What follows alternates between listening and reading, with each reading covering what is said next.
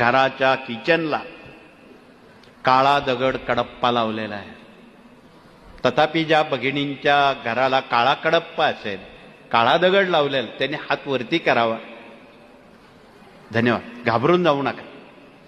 पण जिथे जिथे काळा दगड आहे तिथे गेल्या 40 वर्षात आम्हाला निदर्शनास आलं, तिथे मणक्याचे विकार, सतत दवाखाना, डोक्यावर कर्ज आणि आजाराचं असं निदान झालं की आजपर्यंत जेवढे कॅन्सर रुग्ण आले त्या सगळ्यांच्या घरात काळा दगड आढळला.